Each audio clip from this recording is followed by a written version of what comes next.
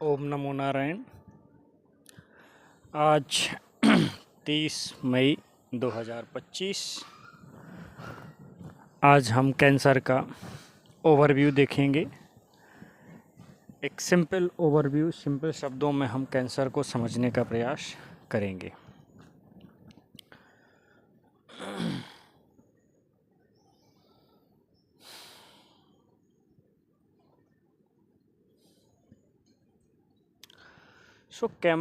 Cancer क्या है?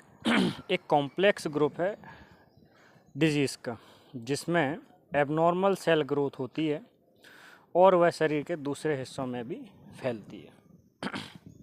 तो अभी हम देखेंगे overview of cancer including it's type, उसके कितने प्रकार होते हैं, कारण देखेंगे और हम देखेंगे उसके सिम्टम्स एंड डायग्नोसिस के बारे में थोड़ी कुछ ज़रूरी information. So what is cancer? तो cancers occurs when cells in the body begin to divide uncontrollably and spread into surrounding tissue। यानी कि कैंसर तब होता है जब हमारी सेल्स बिना रुके अनकंट्रोल तरीके से, यानी जिन पे कोई कंट्रोल ना हो, इस तरीके से सेल डिवाइड होती चली जाती है और आसपास के टिश्यू में वह फैल जाती है। तो normally cells grow and divide as needed. Normally क्या होता है, जब सेल जो है ग्रो करती है और जितनी ज़रूरत होती है उतनी बार डिवाइड हो जाती है और किसी टिश्यू का निर्माण करती है। But in cancer this process break down. तो कैंसर में ये प्रोसेस जो है ब्रेक डाउन हो जाती है या टूट जाती है लिंक, जिससे जो है कैंसर बढ़ता चला जाता है। तो ये जो संतुलन है कि जितना है ज़रूरी उतना ही डिवाइडेशन हो और उसके बाद रुक जाना चाहिए, तो ये एक नॉर्मल मैकेनिज़्म है। बट कैंसर में ये मैकेनिज़्म डिस्टर्ब हो जाता है, जिससे सेल अनकंट्रोल तरीके से बढ़ती चली जाती है। कॉजेज़ एंड रिस्क फैक्टर, तो इसके कई सारे कारण हो सकते हैं, कई सारे रिस्क फैक्टर हैं। तो पहला है जेनेटिक फैक्टर। सो जेनेटिक फैक्टर में जैसे कि इनहेरिटेड म्यूटेशन, जैसे किसी जीन्स में म्यूटेशन हो जाए या उसमें कुछ गड़बड़ी आ जाए तो उसके कारण भी हो सकता है। उदाहरण के तौर पे हम देखेंगे BRCA1/2 इन ब्रेस्ट कैंसर। तो ब्रेस्ट कैंसर के केस में ये म्यूटेशन आ जाता है, जिसके कारण ब्रेस्ट कैंसर होता है। फिर जेनेटिक फैक्टर का एक दूसरा तरीका है कि फैमिली हिस्ट्री ऑफ कैंसर। तो अगर किसी की फैमिली हिस्ट्री में कैंसर रहा है, उनके माता पिता दादाजी परदादाजी, तो जो है आगे वह बीमारी आगे जनरेशन में आ सकती है। लाइफ स्टाइल फैक्टर क्या है?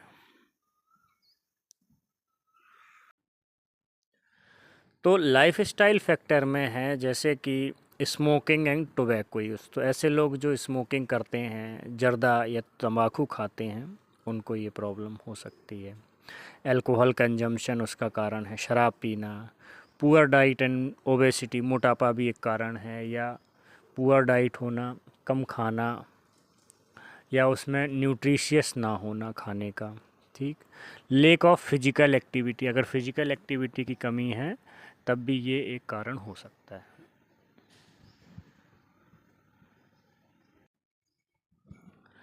अगला है इन्वायरमेंटल एक्सपोजर। तो अगर जैसे इसमें देखा जाए तो रेडिएशन, अगर आप किसी रेडिएशन के संपर्क में आते, जैसे यूवी रेज़ है, एक्स रेज़ है, तो उससे ये प्रॉब्लम हो सकती है। फिर कार्सिनोजेनिक केमिकल्स होते हैं, ऐसे केमिकल जिनसे कैंसर हो सकता है। तो उसमें है एस्बेस्टास और बेंजीन। अगर कोई केमिकल फैक्ट्री में काम करता है और इन केमिकल के संपर्क में आता है तो उसको कैंसर होने का चांस रहता है। फिर है इन्फेक्शन।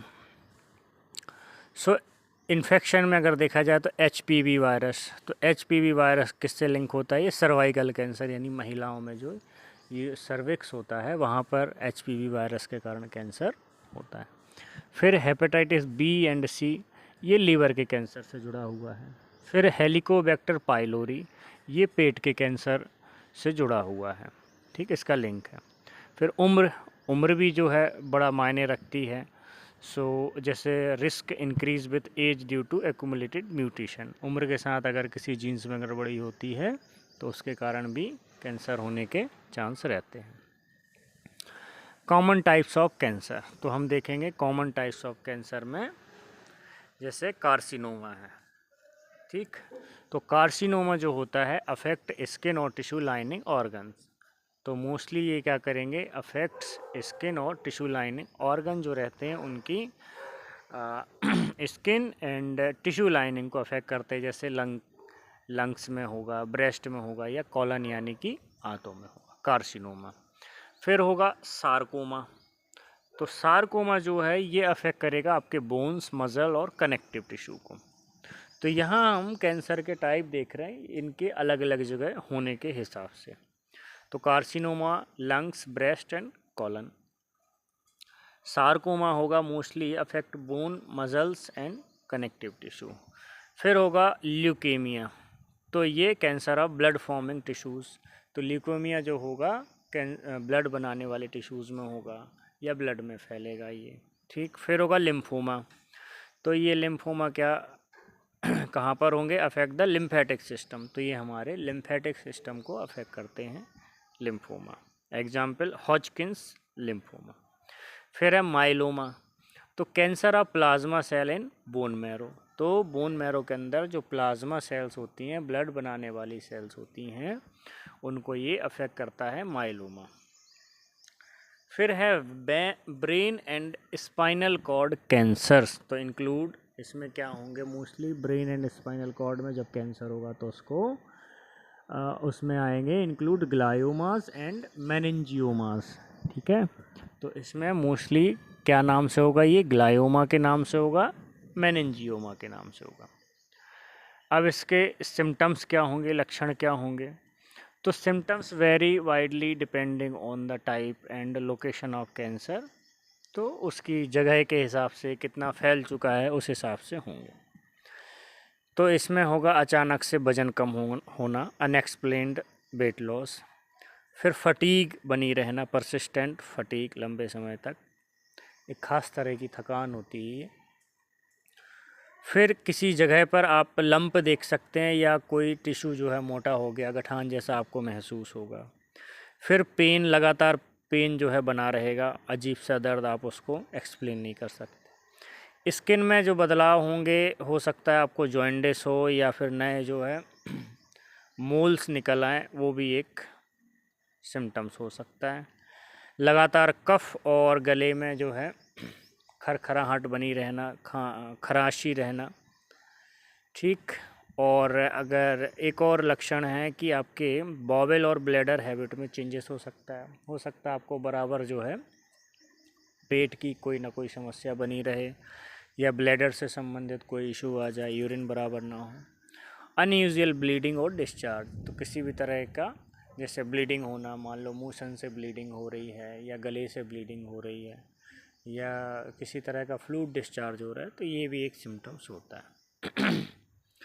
डायग्नोसिस क्या होते हैं इसके, तो फिजिकल एग्जामिनेशन करते हैं, दूसरा ब्लड एंड यूरिन टेस्ट। फिर इमेजिंग टेस्ट में आप इसके x-ray, CT scan, MRI, PET scan, ultrasound. फिर इसमें बायोप्सी की जाती है कैंसर का पता लगाने के लिए कि वह बिनाइन है या मैलिग्नेंट है। तो क्या करते हैं, उस जगह से टिश्यू निकालेंगे, उसका सैंपल निकालेंगे और उसकी एनालिसिस करेंगे। जेनेटिक टेस्टिंग भी होती है, तो अगर किसी तरह का जीन्स डिफेक्ट है तो उसको पता लगाया जा सकता है। ट्रीटमेंट मोस्टली क्या होते हैं, सर्जरी होती है, रेडिएशन थेरेपी होती है।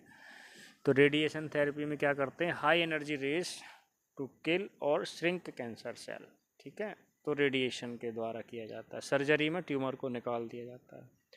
और कीमोथेरेपी में दो तरह, ये मोस्टली आपको drugs that kill rapidly dividing cell, तो ये दवाई के माध्यम से भी दी जाती है कीमोथेरेपी, ठीक। इम्यूनोथेरेपी, इसमें जो है इम्यून सिस्टम को बूस्ट करने वाले दवाइयाँ देकर जो है इम्यूनोथेरेपी की जाती है। फिर टारगेटेड थेरेपी होती है, हार्मोन थेरेपी होती है, तो block hormone that fuel certain, तो जैसे मान लो महिलाओं में एस्ट्रोजन हार्मोन जो है कैंसर को और बढ़ाता है, तो उसको रोकने वाले हार्मोन्स देंगे। तो ब्रेस्ट कैंसर है, प्रोस्टेट है, इसमें जो है इसका यूज़ किया जाएगा। फिर है स्टेम सेल या बोन मैरो ट्रांसप्लांट भी की जाती है कुछ केसेस में। ब्लड कैंसर में जो है बोन मैरो ट्रांसप्लांट करके पेशेंट को बचाया जा सकता है, या स्टेम सेल थेरेपी। सो कैंसर की स्टेज, तो कैंसर जो है मोस्टली 4 स्टेज में होता है, जो कि पता चलता है किससे, उसका ट्यूमर का साइज क्या है, फिर लिम्फ नोड का इन्वॉल्वमेंट कैसा है, और मेटास्टेसिस कितनी तेज़ी से वह शरीर में फैल रहा है। स्टेज 0 क्या कहलाती है? प्री कैंसरस, यानी कि अभी कैंसर हुआ नहीं है, तो स्टेज 0 कहलाएगी। फिर स्टेज 1 से 3 क्या होगा? कैंसर का साइज बढ़ेगा, इंक्रीजिंग साइज एंड स्प्रेड, वो फैल जाएगा। और स्टेज 4 में जब कैंसर फैल चुका होता है, यानी कैंसर हैज स्प्रेड यानी मेटास्टेसाइज्ड, तो ये कैंसर फैल चुका है। प्रिवेंशन क्या कर सकते हैं इसकी रोकथाम के लिए? तो पहले तो जो है, अगर आप तंबाकू खाते हैं, शराब पीते हैं, तो वो बंद करना है। हेल्दी डाइट को मेंटेन करना है, बॉडी का वेट मेंटेन करना है, रेगुलर फिजिकल एक्टिविटी करनी है, और अपनी स्किन को यूवी रेडिएशन से बचाना है। और जो भी ज़रूरी वैक्सीनेशन है वो करवाना है, जैसे एचपीवी है, हेपेटाइटिस बी है, और रेगुलर स्क्रीनिंग करवाना चाहिए। मैं जैसे ब्रेस्ट कैंसर के लिए मैमोग्राम्स एंड पेट के कैंसर के लिए कोलोनोस्कोपी, तो इस तरीके से आप करा सकते हैं। प्रोग्नोसिस, तो प्रोग्नोसिस क्या है? Types and stage of cancer, overall health and response to treatment.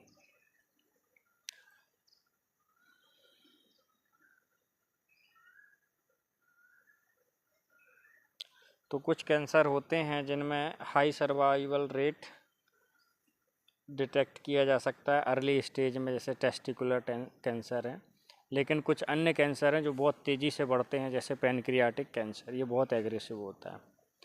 Living with cancer, तो इसमें सपोर्टिव केयर दी जाती है, pain management, nutritional support, psychological counselling, palliative care for advance stage. So research and advancement,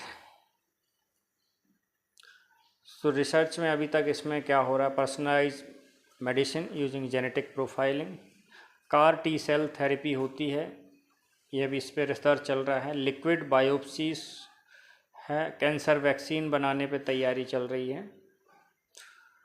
तो ये सारा एक जो है हमने देखा एक कैंसर का ओवरव्यू। नेक्स्ट पार्ट में हम कैंसर की और डिटेल्स में देखेंगे, अभी हमने इसका मोटा मोटा ओवरव्यू समझा।